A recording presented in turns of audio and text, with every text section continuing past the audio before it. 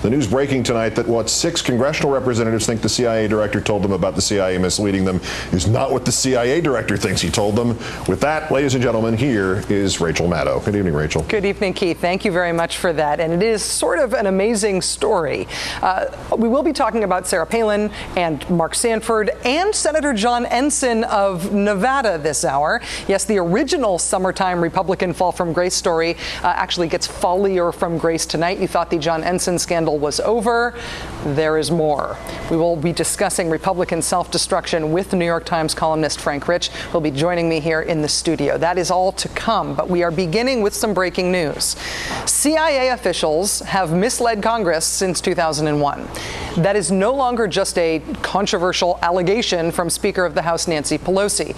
It is also now an admission, reportedly coming directly from the head of the CIA, Leon Panetta. Today, a letter has surfaced. It was a letter written to Leon Panetta from 7 Democratic members of the House Intelligence Committee. And the letter says this, quote, "Dear Director Panetta, you recall no doubt that on May 15th, 2009, you stated the following in a letter to CIA employees.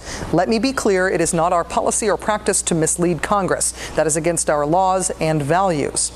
Recently, you testified that you have determined that top CIA officials have concealed significant actions from all members of Congress and misled members for a number of years, from 2001 to this week. This is similar to other deceptions of which we are aware from other recent periods. In light of your testimony, we ask that you publicly correct your statement of May 15th, 2009. They don't actually say meow, but it's implied. And it is signed sincerely, Anna Eshoo, Rush Holt, Elsie Hastings, John Tierney, Mike Thompson, Jan Schakowsky, and Adam Smith. The letter was sent to CIA Director Leon Panetta on June 26th. That's 2 days after he briefed the House Intelligence Committee, of which these 7 signatories are members. Now, these 7 signatories are considered allies of the Speaker of the House, Nancy Pelosi. Her contention that the CIA deliberately misled her and other members of Congress about waterboarding is what prompted the CIA to issue their "we don't mislead anyone" rebuttal way back in May. Well, now these members of Congress are saying that Leon Panetta directly contradicted that statement and admitted that the CIA has misled Congress, but he did it in testimony behind closed doors. They now want him to say it in public. For its part, the CIA is sticking to its guns, releasing a statement tonight, once again reiterating, quote, "It is not the policy or practice of the CIA to mislead Congress." Joining us now to follow all of this smoke to its fiery source is Newsweek investigative correspondent and MSNBC contributor Michael Isikoff. Mike, thanks very much for joining us. Great to be with you, Rachel. So first, do you think that I've summarized this right? Members of the House say that Leon Panetta admitted something behind closed doors that he ought to fess up to in public. Is that about right? Well, whether they're saying he ought to fess up to it in public is a little unclear.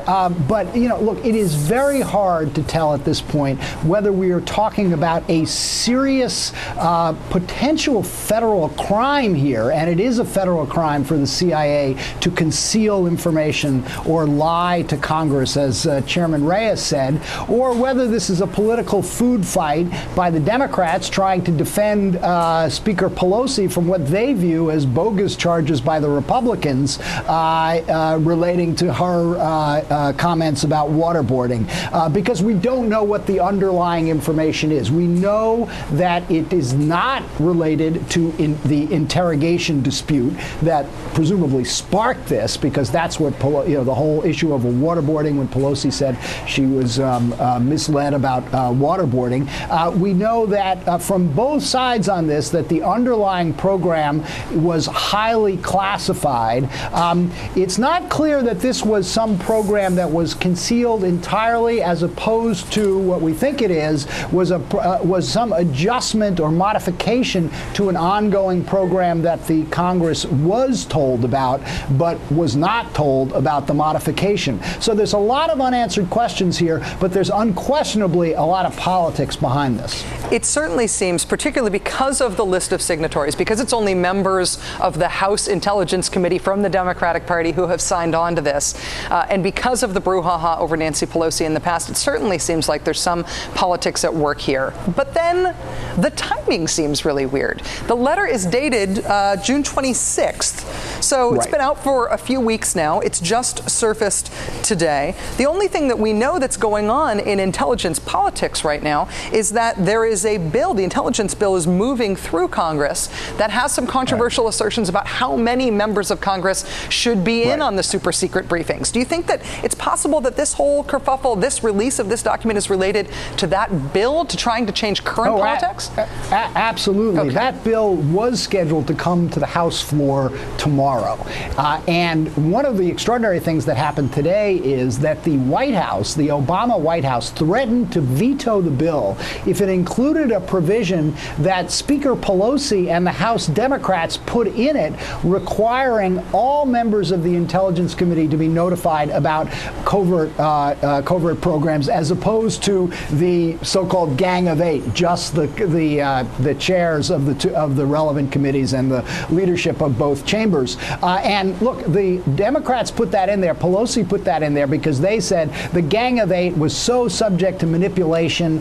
There wasn't enough oversight going on, and it's hard after everything we saw during the Bush administration years to quarrel with that. And yet there is the Obama White House saying, no, we want to be able to restrict the information that goes to Congress about covert action programs, so much so that they were threatening to veto the bill. I can tell you tonight, as a result of that veto threat, that House bill is probably going to be pulled from the House floor tomorrow because the Democrats are afraid to push it with that veto threat hanging over it. Briefly, Mike, are you expecting Leon Panetta to clarify what it is that he said and whether or not that initial statement that we don't mislead anybody needs to be clarified, or do you think that he'll just keep mum and let the CIA spokesman deal with this?